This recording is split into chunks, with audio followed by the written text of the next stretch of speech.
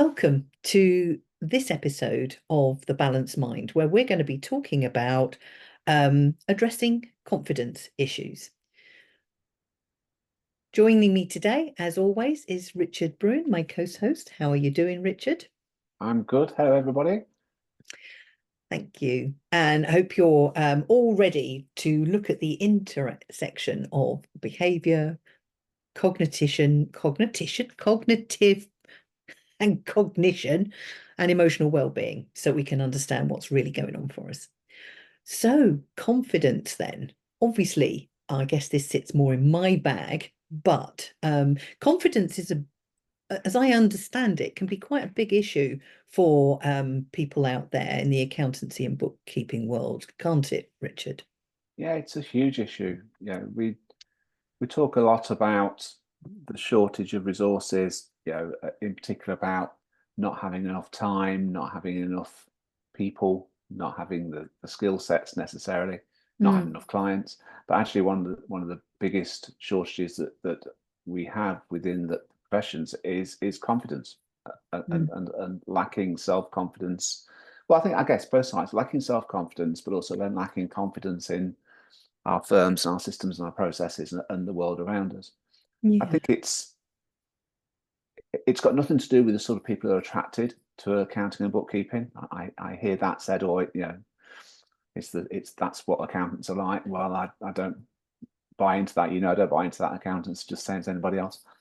I think it's got Yeah, I something agree. to do with our training and the route that we go through, because we're trained to be cautious and to cynical and to look for what's wrong, and there's not a lot of positivity in that. But I think it goes deeper than that as well. There's something around the environment, but lack of confidence holds back so many people within our profession, and probably underpins a lot of the other challenges that we face when it comes to how we're perceived, how we reflect our value, those sort of things. So yeah, it's a big topic. And complex. I agree with you completely about the training. Everybody is trained in the same way. I remember having a conversation with somebody a couple of years ago where she said the profession is endeavoring to bring in fresh new faces and ideas and whatever, and then they train it all out of them. So we all turn out as automatons at the end. And the risk of that is that you are then setting a standard, which is right, but a standard where people are doubting themselves from the word go. Am I as good as they say I should be? Just because I've been through the training, there's a whole, when you're setting up your business, definitely, and even in business, there's a whole way of being that you're not necessarily taught. It's almost expected as a professional. You all know that. I don't think um, it quite works as we need it to. The other thing that I think a lot of people underestimate is that confidence in the past is something that can be put on. And in fact, there used to be, back in my day, training to be confident was all about how you stood, how you spoke, the way you conducted yourself, la la la la. And it's so not. We're beginning to learn more about how the deeper mind works, and there's a whole set of things that have got to be aligned for your confidence to be in place. And I think that's important to understand. So for those of you who are listening who do feel a lack of confidence, it's okay. And there are some ways that you can start to build that up, which we can explore some of them today, I think. Yeah, I So think I agree totally about what you say. There's certainly no quick fix, and there's no single fix. There's mm, at the one end of the scale, you've got the sort of just get over yourself approach, and yeah, go and give yourself a slap around the head and come back in. I think there's a lot that we can do around our systems and our processes that can help build confidence, particularly when it comes to having confidence in our delivery. yeah. I think there's certainly a huge amount we can do around how we talk to each other, how we perceive the job that we do.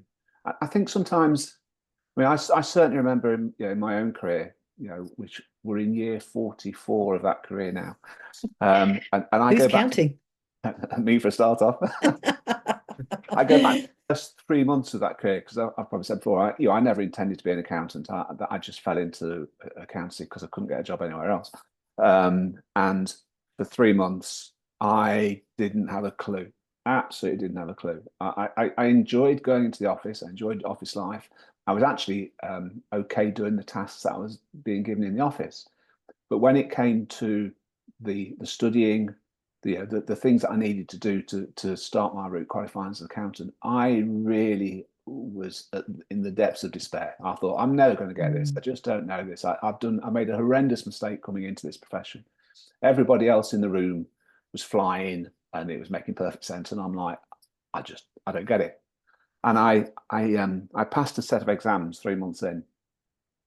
Back in those days, if you were what they called a non-relevant graduate, i.e. you hadn't done an accounting degree, you had to pass a conversion course. And as a geography degree, I had to do that.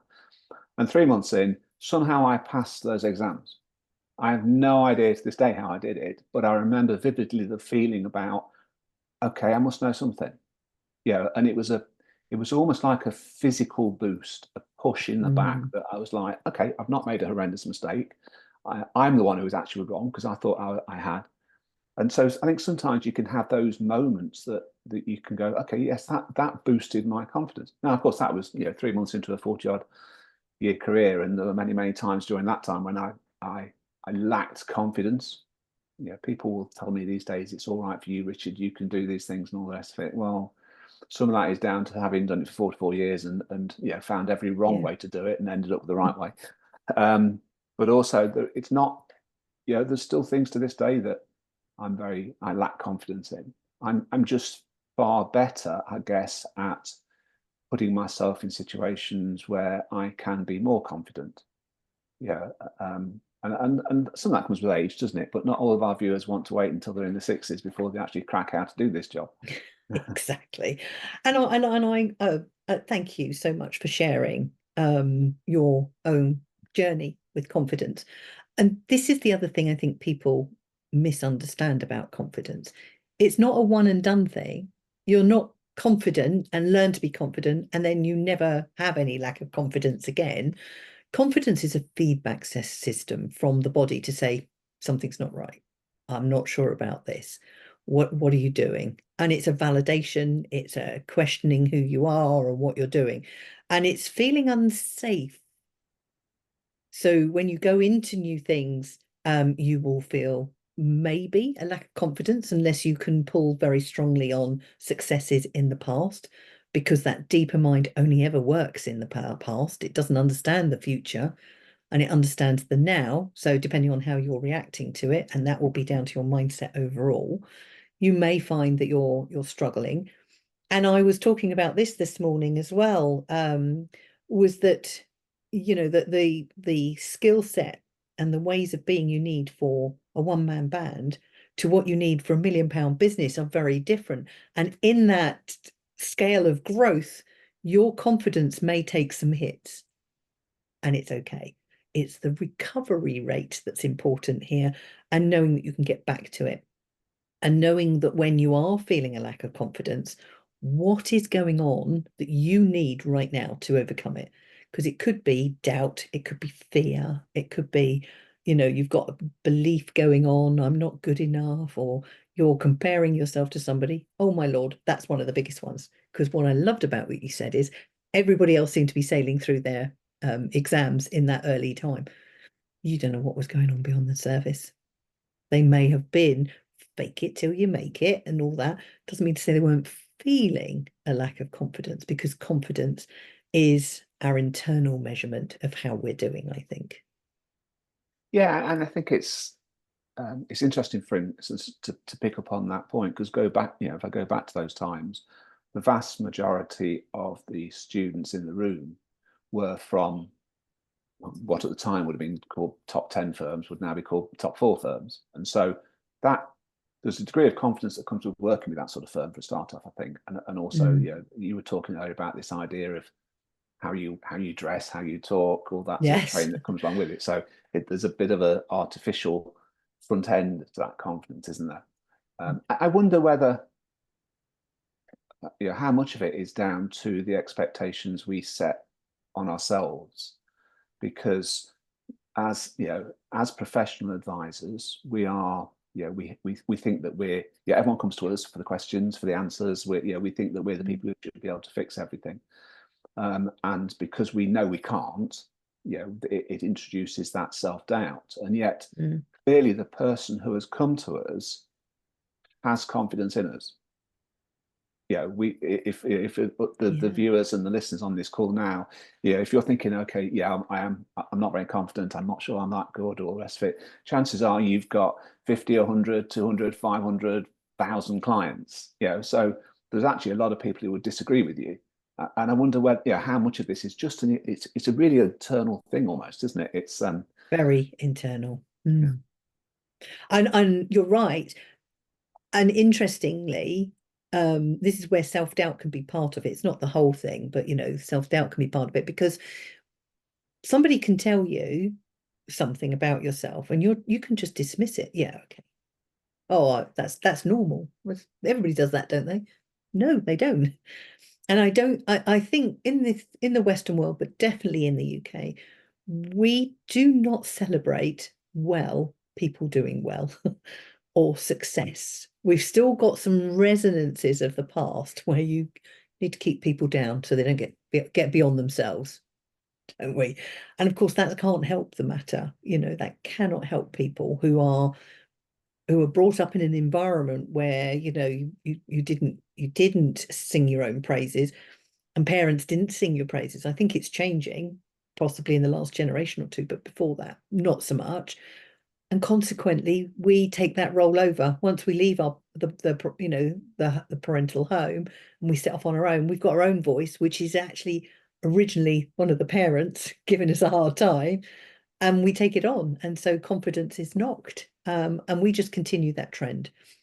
It's very much internal, very much internal. And I think the more that we can understand that there's something you can do about it, the better.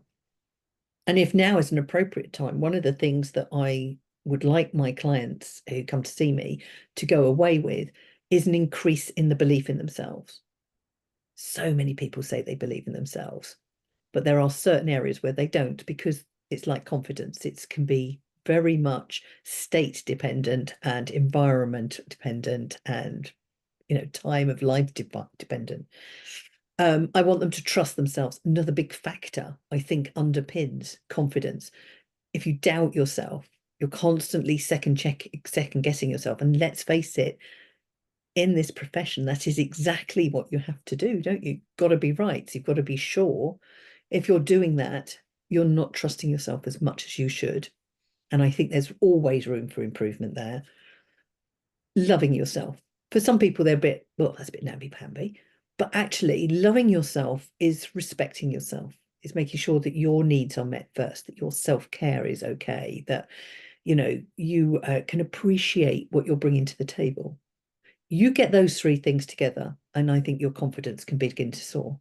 There are a couple of others, but that's the key ones, I think, that would make such a big difference to people if they focused on those three areas and being grateful, appreciating who they are. Yeah, it's really interesting to hear you say that, because I think for certainly in my experience and all of the professionals that I deal with, that nails it. Because one of the reasons I got into doing what I do now anyway, when we sold the last of our firms and I got into working with other accountants, one of the big drivers for me was to balance up the accountant client relationship. Because having been in the profession for so long and having run our own firms and all the rest of it, many accountants, many bookkeepers essentially sacrifice themselves for the good of their clients. They work silly hours. They try and meet deadlines that are just unachievable, and it's not their fault, but they just want to help the client.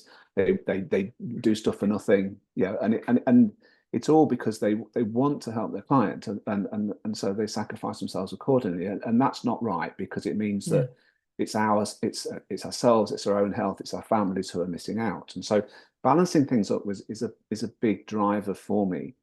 And getting, one of the biggest challenges is just getting the accountant, the bookkeeper, to recognise their own worth, and so that we don't compromise ourselves. So we do realise it's okay to stand up and go, actually, this doesn't work for me, or actually, I need to get something out of this, because the vast majority are very nice, very caring, very fair people. We don't need to worry about those things.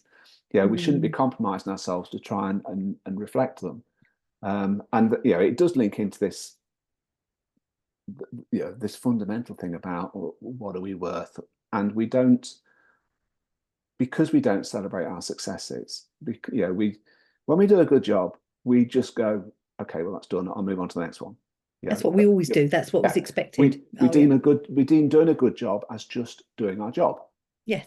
But when we make a mistake or when something goes wrong, we pour over it and we discuss it and we worry about it at night. And there's a complete imbalance between celebrating the successes, which we don't do, and overemphasizing on the things that don't go right. And so, of course, we end up with that shift in our own mind because they feature us. And I think, when one of the first things I would do when I work with a firm is go, okay, let's have a session with the team where we just celebrate our successes. And it'll be all the stuff that they'll go, well, I'm not sure what we're going to celebrate. But actually, once you start going about, once you go through, well, we're talking big or small, we're talking, when you did a good job, when someone has a great bit of news, when you won a new client, when you say clients from tax, then all of a sudden you've got 200 successes on a piece of paper. And they're like, wow, actually, we're not a bad firm, are we? It's like that sort of thing comes through, and it's because again, it's back to this. Let's focus on the negatives. Let's focus on the weaknesses. Let's focus on the errors. And, instead of let's just high five each other because we've had a good day. Is that an industry thing? I don't know that it is. But this idea of focusing on the negative. I came from a tech background in terms of projects and programs. And when things were going, it was almost, and very similar to what you've just said, that was your job. You're a project manager to deliver on time, isn't it?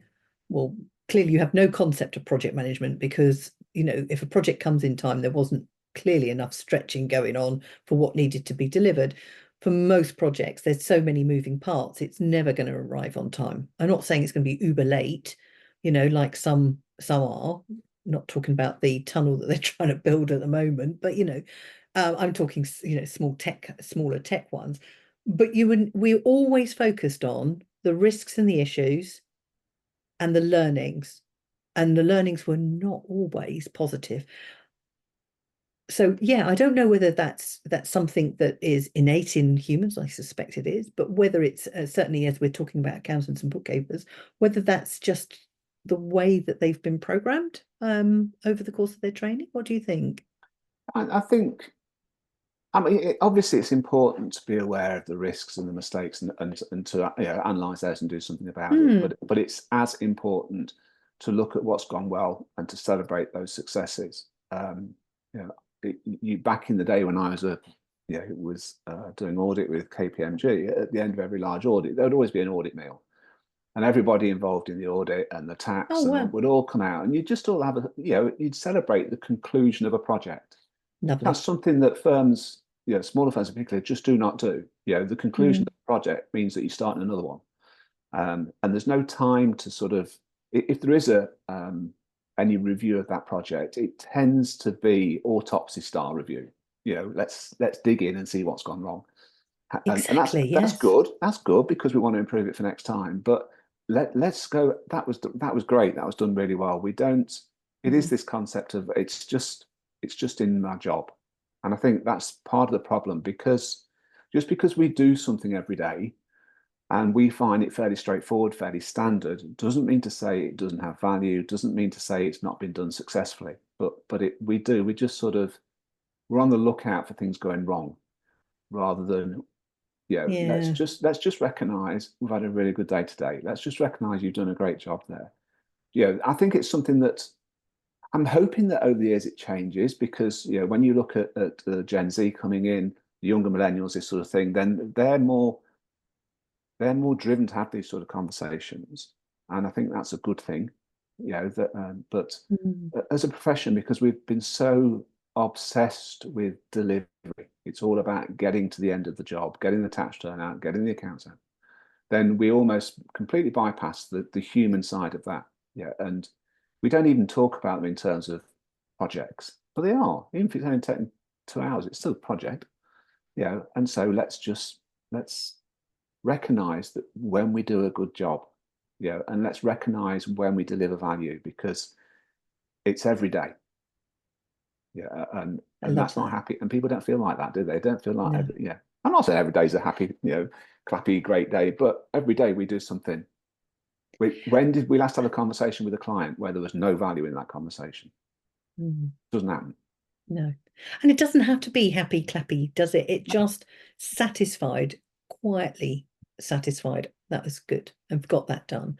And one of the things that I talk a lot about, I've got some key concepts that I go on about regularly, and one of them all starts with you.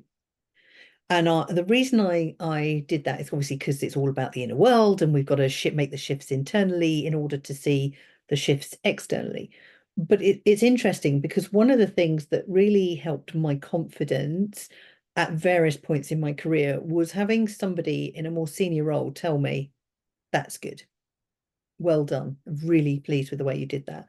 But the one that really stood out, he never said anything, was I don't know quite what had gone on. I think he was new to the business, and I'd been around for a couple of years, not oodles of business years, but within that business for a few years. And it was the first time anybody in a managerial position had sought me out for my opinion. I nearly fell off my chair. What? And because I didn't accept the fact that, or have the confidence in what I knew, I think my age was with me because I was closer to his age, albeit I was older than him. I was still closer to his age than some of the younger ones. But even so, I'd never had anybody seek out my advice. And it was only with him. It sort of went Pete Tong after that. But it was interesting because that really lifted my confidence. I suddenly thought, well, actually, I must be talking sense here. And my confidence meant I could do more of it. And if you start to tap into where you feel confident, the thing I would recommend our listeners to do is to notice where you feel it. Because just like a muscle, you can replicate that feeling. And all you've got to do is feel where you feel it. And it could be in your head, heart, gut, could be somewhere else, but they're the key areas. If you feel confident and notice where you feel the confidence, to make it easier, give it a color, maybe a shape. I know that sounds bizarre, but trust me, it is easier for the unconscious mind to understand what color means than for you to think, what's the feeling? Where's the feeling all the time? But if you can get that pattern and you practice it enough, that confidence will start to grow. It's a little bit more cumbersome, but it's like going to the gym. You've got to practice it, because if not, the unconscious won't learn. Oh, that's good. We need more of that, because it sets off the endorphins and all the good stuff that we want, rather than where we're digging the weeds and thinking lack of confidence, we're issuing a cocktail of more poisonous chemicals. They're poisonous not because of what they are, but if you keep running them, they can become poisonous. So which leads to all sorts of messy stuff like high blood pressure or whatever. So we just need to learn how to, we do confidence, and everybody will do it differently. I think part of the problem is that we are not honest enough. And I know that's a scandalous thing to say for it is a room full of what do you mean? accountants and bookkeepers, but honest with ourselves. Yeah, well, honest with ourselves and with others. I think part of the problem is we're too desperate to please, and so when I'm saying we're not honest enough, we don't say no often enough. We don't say no, I don't know the answer to that, or no, I can't do that, or no, I'm too busy right now. And that's we almost create situations which add pressure to ourselves. But actually, when we become more confident at saying no, because actually the reality is 99 times out of 100, when you say no, it's absolutely fine, because they'll go, okay, well, because we're not saying you're on your own. We're saying, no, I don't know the answer to that, but I'll find out. No, I can't do that right now, but I can get it done on Tuesday. No, we don't have the people available for that, but we could do this. So we're not, the starting point is that we're being completely honest with the situation, rather than saying yes, because when we say yes and we know we can't deliver, that undermines, we're immediately, who's going to be confident? We're not confident we can't deliver. To say no again, it's part of this balancing up the relationship, but we're putting ourselves into situations where we can then be more confident because we're giving honest answers, and nothing gives you more confidence than giving an honest answer. When you're trying Mm. to bluff your way through, that's where your confidence can take a huge hit because we can't kid ourselves. We know we're trying to bluff our way through and we're waiting to get caught out. Yeah. If we say, no, I can't do that, nobody can argue with that because that's my view.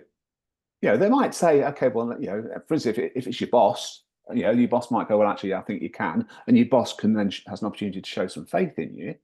Or your boss might go, in that case, you need to do some more training or whatever it may be. But for you Mm. just to go, yes, and then spend the next 48 hours panicking about it because you can't do it, that just builds this feeling that I can't do it. I can't do this Yeah. job.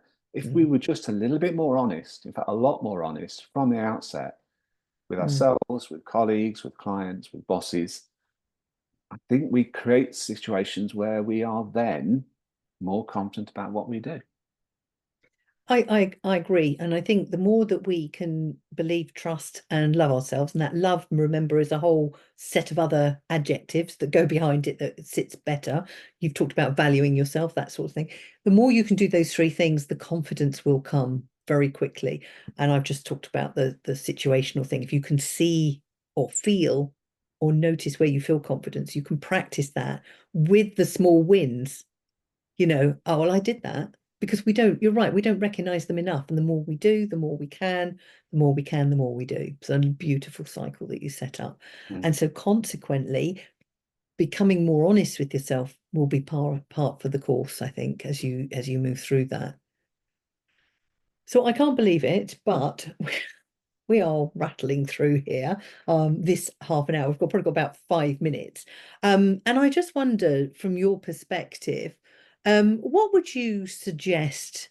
I mean, because you've had a longer period in accounts than I ever have, accountancies and bookkeeping world. What would you say is the one thing that you could recommend people do for their confidence? That's a very polite way of saying I'm old. Is that what you're saying there, Kim? Um, I think we are similar ages, so I don't. If you're old, so am I. I think it's, Physically, maybe I'm not going with emotionally or mentally.